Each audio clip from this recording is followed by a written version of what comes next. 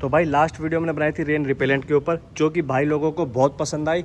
और कुछ भाइयों की डिमांड थी कि भाई एंटी फॉगिंग के लिए जो घर पे मिलने वाले प्रोडक्ट होते हैं उनका कंपैरिजन करो और एक प्रोडक्ट हमें सजेस्ट करो जिससे हम एंटी फॉगिंग के लिए यूज़ कर सकते हैं। जितने भी मार्केट में 1000 रुपीज़ से नीचे मिलने वाले प्रोडक्ट हैं वो सिर्फ इंटीरियर यूज़ के लिए होते हैं। वैसे में हमारा इनमें से एक हम आपको सिलेक्ट करके दे देंगे तो वो भी वही काम करने वाला है। अब बात करें अच्छे एंटी फॉग होते हैं जो, वो अराउंड 1500 या 1700 के अराउंड आते हैं। वो एक्सटीरियर में भी काम करते हैं, उनकी लाइफ भी अच्छी होती है। वहीं बात करें जो 1000 से नीचे वाले होते हैं वो सिर्फ 4 से 5 दिन या 10 दिन चलते हैं। इतने में से ये सारे प्रोडक्ट एंटी फॉगिंग का ही काम करते हैं। इनमें से जैसे पहला सैनिटाइज़र हो गया, दूसरा फोम हो गया, तीसरा हेयर शैम्पू, आलू और कोलगेट को मैं रिकमेंड नहीं करता क्योंकि कोलगेट के अंदर माइक्रो एब्रेसिव होते हैं जिससे हमारी विंडशील्ड और साइड विंडोज़ पे स्क्रैचेस आने के चांसेस हो सकते हैं। यदि आपकी गाड़ी में फॉगिंग का ज़्यादा इशू है तो आपको मैं एक सजेशन ज़रूर दूंगा, वो आप चेक करें। जैसे या तो आपका एसी का पानी लीक ना हो रहा हो, नीचे की सब देख सकते हो, या मैट गीला ना हो। दूसरा, जब भी वॉशिंग कराते हो ये मैट अगर आपके गीला रहेगा तो रेनी सीजन में 10 से 15-20 दिन गीला रह जाता है। तीसरा, हमारी गाड़ी के नीचे वाटर ड्रेन कैप होते हैं। हमेशा अपनी गाड़ी के सारे मैट हटाने के बाद प्रॉपर नीचे से मैटिंग चेक कर लेनी है। अगर गीली है तो आपकी गाड़ी में फॉगिंग का इशू ज़्यादा आएगा। एक दूसरा रीज़न है, वो भी मैं आपके साथ शेयर कर देता हूँ। जैसे हम अपनी गाड़ी के विंडशील्ड का ट्रीटमेंट कभी नहीं करते, गाड़ी को आउटडोर में पार्क करते हैं, कभी भी गिलास क्लीनर से अपनी विंडोज़ को क्लीन नहीं करते, तो जो डस्ट पोल्यूशन और ऑयली रेजिड्यू होता है हमारे विंडशील्ड पे स्टिक कर जाता है और नॉर्मल वॉशिंग में वो क्लीन नहीं हो पाता। जो हम सिर्फ वॉशिंग के टाइम पे माइक्रोफाइबर से अपनी विंडशील्ड को क्लीन कर लेते हैं वो प्रॉपर तरीके से क्लीन नहीं हो पाती, उस पर एक अपनी लेयर जम जाती है जिससे कि फॉगिंग हमारी गाड़ी पे ज़्यादा आती है।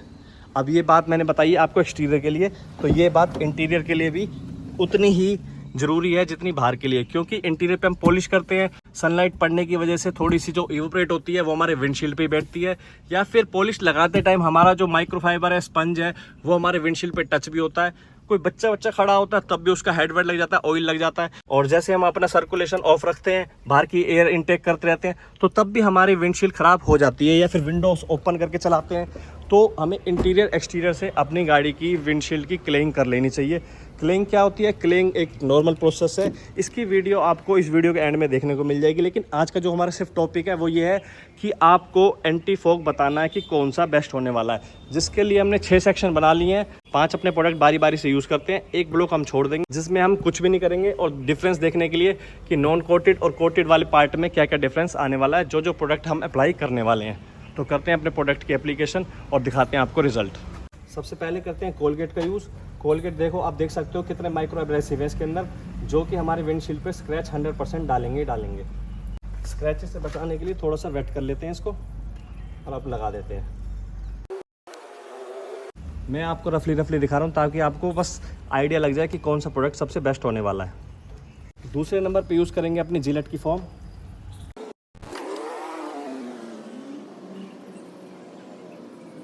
एक बात बता दो, इन दोनों को अप्लाई करना बहुत ज़्यादा टफ है। तीसरे पे यूज़ करेंगे अपने सैनिटाइज़र का।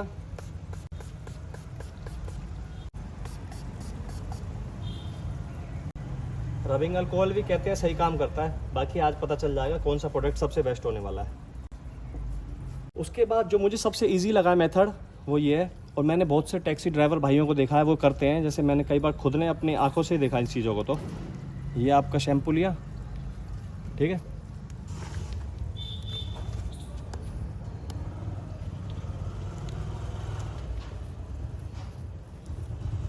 और इसको सीधा यहाँ अप्लाई कर दिया।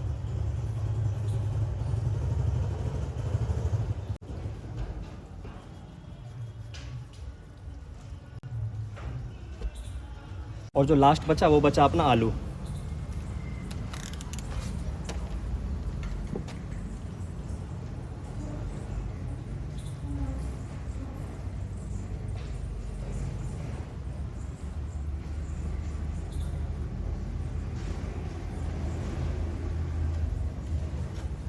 सबको क्लीन कर लेते हैं जैसे जैसे हमने अप्लाई करा था। एक ही माइक्रोफाइबर यूज़ करेंगे, इसकी साइड चेंज करते जाएंगे।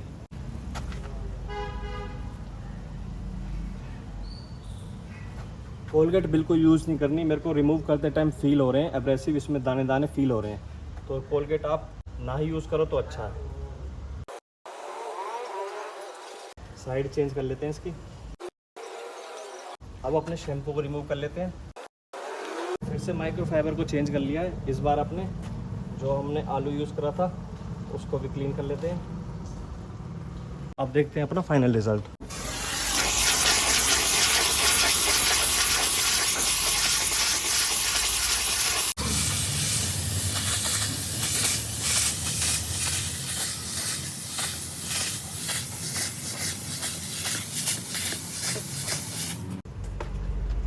तो भाई अब करते हैं फाइनल रिज़ल्ट की बात।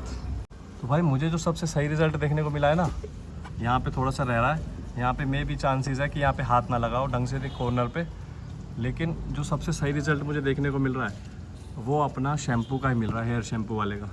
शैम्पू वाला सबसे ज़्यादा क्लियर है, सैनिटाइज़र वाला थोड़ा ख़राब है, यहाँ से देखो, ये देखो, ये देखो। और उसके बाद कोलगेट वाला ढंग से जहाँ से रब करी है हमने ये वाला एरिया, यहाँ अच्छी क्लीनिंग हुई है। और जहाँ पे हमने वाटर के साथ ब्रश से हल्का हल्का लाइट लगाया वहाँ क्लीनिंग नहीं कर पाया। इसका मतलब कोलगेट से आपको रब करना ही पड़ेगा अगर क्लीनिंग अच्छी है। कोलगेट की क्लीनिंग अच्छी है लेकिन रब करना पड़ेगा, वो चीज़ बेकार है, विंडशील्ड पे स्क्रैचेस आ जाएंगे। फोम ने भी थोड़ा बहुत छोड़ दिया है, ये नॉन कोटेड है, इस पर तो सबसे ज़्यादा ही फोग है। बाकी आलू वाला इस पर फोग है पड़ी। सबसे ज़्यादा क्लियर जो देखने को मिला है मुझे ये वाला एरिया मिला है, शैम्पू वाला। तो भाई सबसे बेस्ट जो हमारा प्रोडक्ट होने वाला है इन सब में से वो है हमारा अपना क्लिनिक प्लस का 1 रुपये का शैम्पू। इसको आप जब भी आप अपनी गाड़ी की वॉशिंग कर रहे हो या कुछ कर रहे हो, एक बार ड्राई माइक्रोफाइबर में पूरा का पूरा पलट देना पाउच, अपनी विंडशील्ड पे मार लेना अंदर से, और 1-2 मिनट वेट करने के बाद जब उस पर लाइंस वगैरह स्ट्रिक्स वगैरह रह जाएँ, उसको आप एक वेफल वेव माइक्रोफाइबर लेना जो लिंट फ्री होता है कुछ इस तरीके का, इससे क्लीन कर लेना है।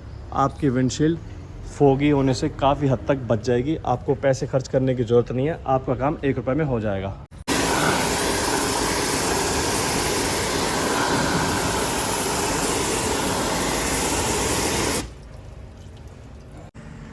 एक बार फिर से चेक कर लेते हैं।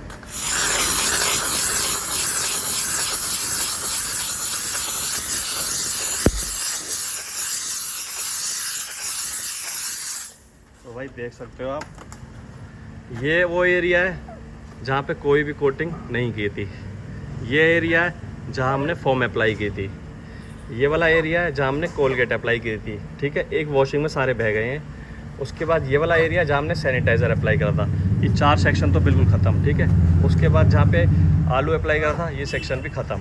उसके बाद अगर कोई बच रहा है ना, तो सिर्फ देख सकते हो जो मैंने आपको सजेस्ट करा है, आप हेयर शैम्पू का यूज़ करो, सिर्फ और सिर्फ क्लिनिक प्लस का यूज़ करा है मैंने इसमें 1 रुपये के पाउच में। आप भी इसके अंदर देख सकते हो सबसे ज़्यादा जो स्ट्रेंथ बच रही है इसी के अंदर बच रही है। यहाँ से थोड़ा डेड हो गया है लेकिन यहाँ पे सबसे ज़्यादा है।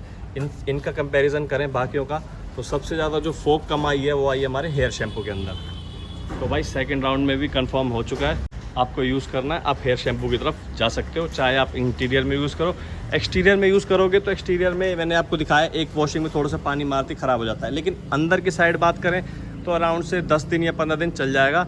लेकिन बाहर अप्लाई करेंगे एक्सटीरियर की साइड तो ये ज़्यादा टिकने वाला नहीं है। इस वीडियो में इतना ही, मिलते हैं भाई लोगों से नेक्स्ट वीडियो में।